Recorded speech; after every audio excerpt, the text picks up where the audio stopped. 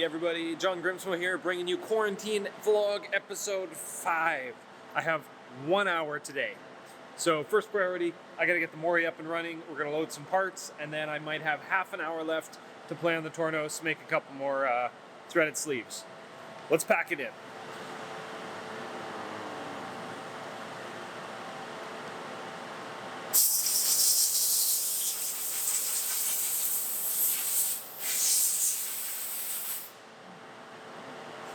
Check it out. So what I'm doing right here is I'm replacing, I got 2 finished pallets, and I'm replacing all the parts with uncut parts, and I'm gonna load them up and run another run of pallets. So these are our fancy dancy special pandemic series Norseman knives with the gas mask logo there and on the clip. We were having some trouble getting the engraving thickness right on the clip. But we did get it figured out, and they look pretty good now. And they got a special one-off pattern. So there's going to be 60 of these. We'll be letting them out in a special way once they're done, once we can do them. So yeah, I figured I'd make way on those 60. So let's load them up.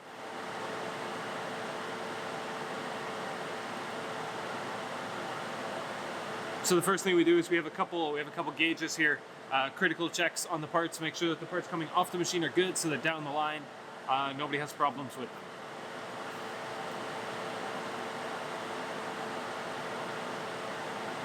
So through experience and through doing this lots and lots of times, we've realized what the most likely places of failure are. So we check those places a lot, every pallet, no matter what. Okay, that's good, that's good, that's good. Let's do this.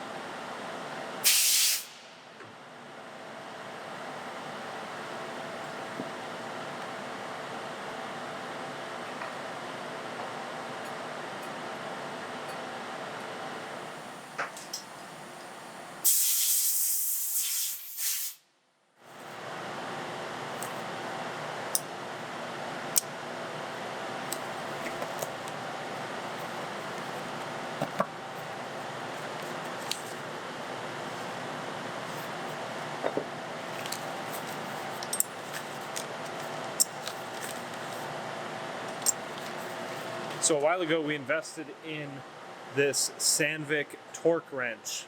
That's a clicky mechanism when it reaches the torque that you want. It's adjustable on the bottom.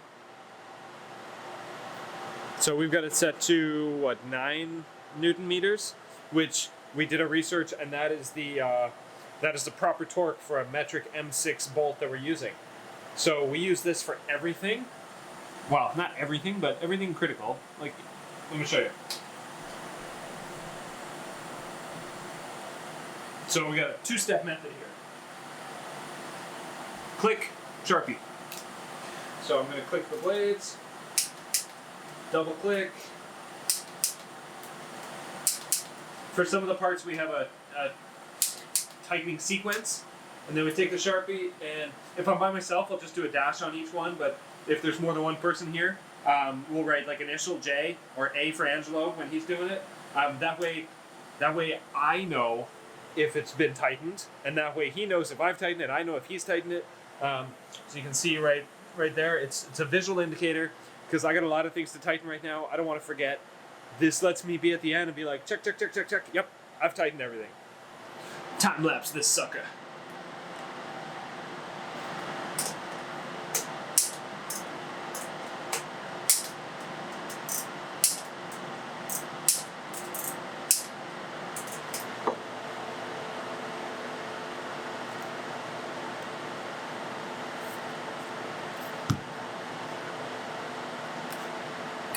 All right, loaded, ready to go. Now I'm gonna warm up the machine because it's been off for a little while. And then while I'm warming up the machine, I can go play on the Tornos for 25 minutes, not even 25 minutes, 20 minutes.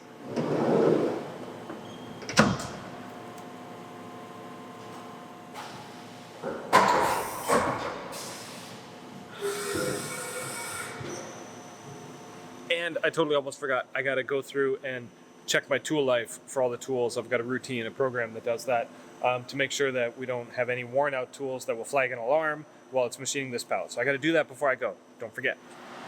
Files are on here. I pulled them off the mori, put them in the USB.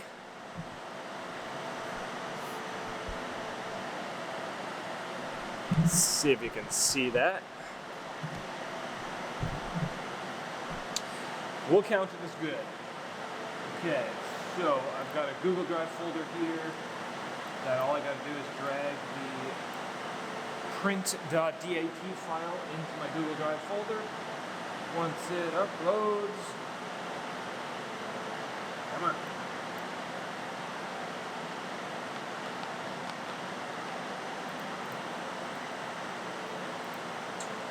Okay. So now, check this out.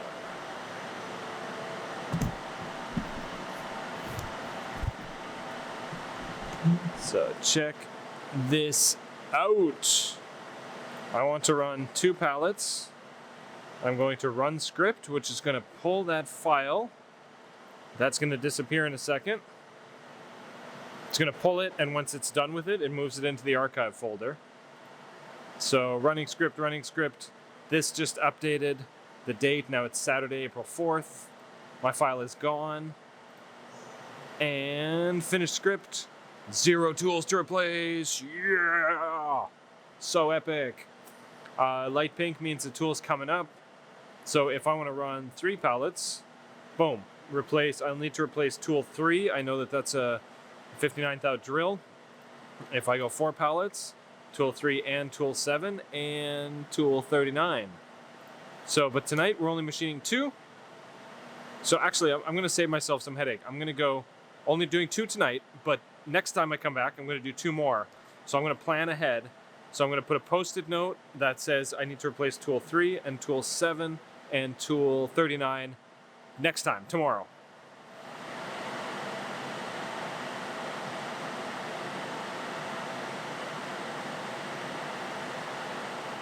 All right, I got 10 minutes to play on the Tornos. Maybe I can make one or 2 parts, test out 1 or 2 little theories. 1, most likely. So I just got to start it up. Let's play.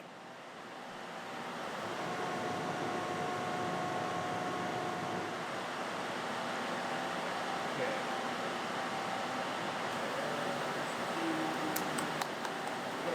Go. 2 things tested. If you remember yesterday, for the 3 holes, I talked about the inside chamfer. I want to tweak it by like 1 degree or something. I tried 3 degrees plus, I tried 3 degrees minus, way too much. So I'm going to do 1 degree minus, I think it was. No, 1 degree plus, I forget which way. But I think I figured it out. And the trick is, in the code, I was going, when I enter the hole, and then I go 1 degree plus, and then I go around, and then I was going regular minus, 1 degree minus. But I was actually going too far. I need to go back to 0, not -1 to +1, I don't know. So it was gouging on the way out and making an oval hole. So I just changed that. And then the threads, since I replaced the threading insert, the threads are way too big.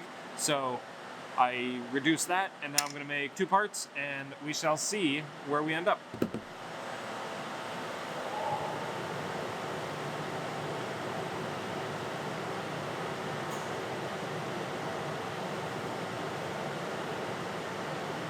Alright guys, here's one complete cycle right from the part off right now. It's parting off. I'm going to narrate while we do it. Why not? Okay, parting off. Pulling the bar back.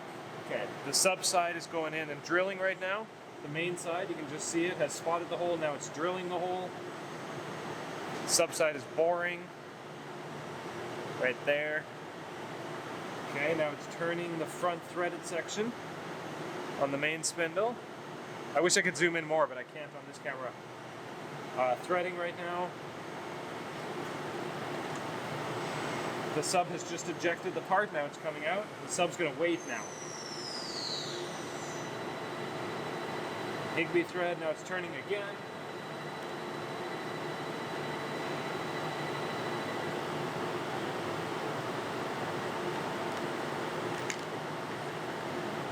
Now it's turning the middle section. Now it's doing that groove. Now it's turning the rear section.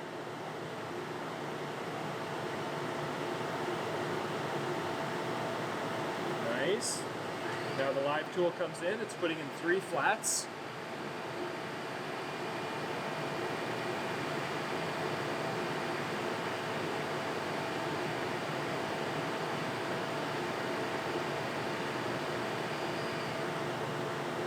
Now it's using the lollipop to spot 3 holes. Now my 59th drill bit is coming in to drill 3 holes. Notice the C is rotating every time. Now the reamer comes in, reams the 3 holes.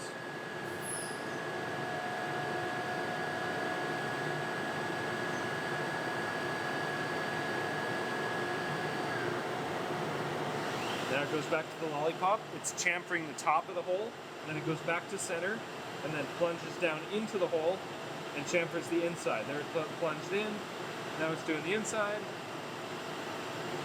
Now it rotated, it's going to do the other 2 holes too. And then transfer.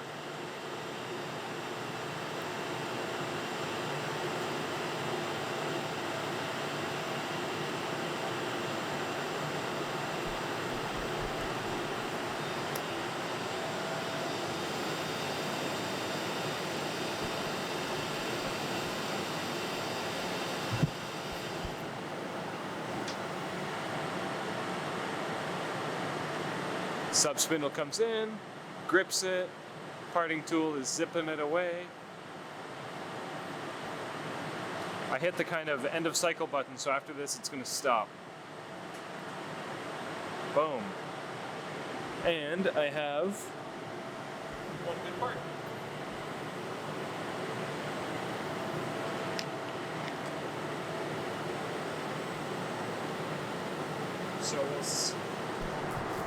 So we'll see how good it is.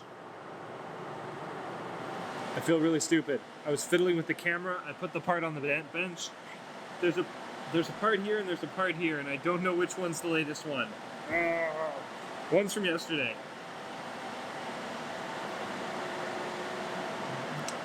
Alright guys, that's it for me today. A couple little tweaks I gotta make still, including that burr that's popping off.